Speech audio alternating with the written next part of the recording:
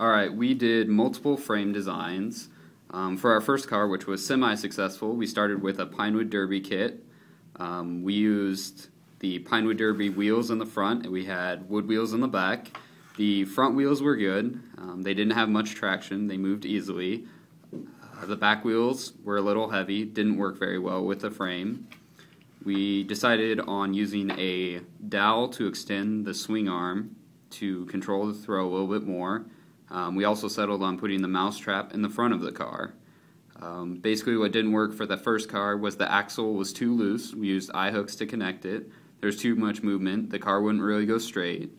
The rear axle wasn't aligned very well, and the overall car was too heavy.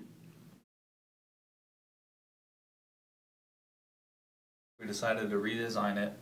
On our second car, we went with an A-style frame. We decided to move the mousetrap to the front, so with our swing arm it would extend back right above the rear axle. We used the smaller wheels in the front, the same design we used on the first car. We decided those wheels worked good.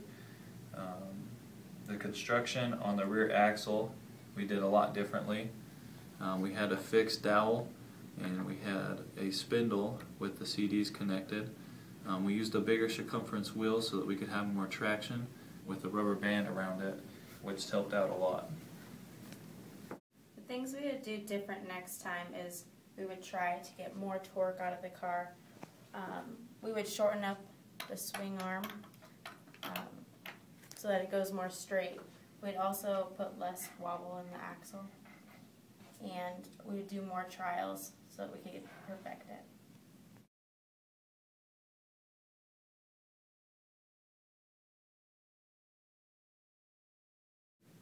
Alright, there's a few limitations to this model.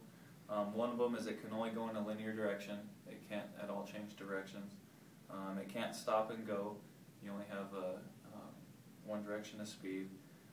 Unable to alter velocity and acceleration without redesigning the car and the hardware on it.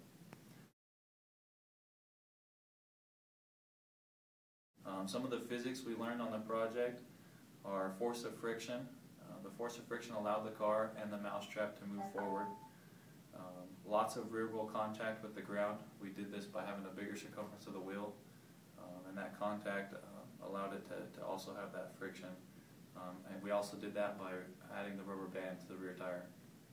Through the trial and error process, we learned that if we had a longer swing arm, it helped control the force of the pull from the mousetrap, which helped control more release.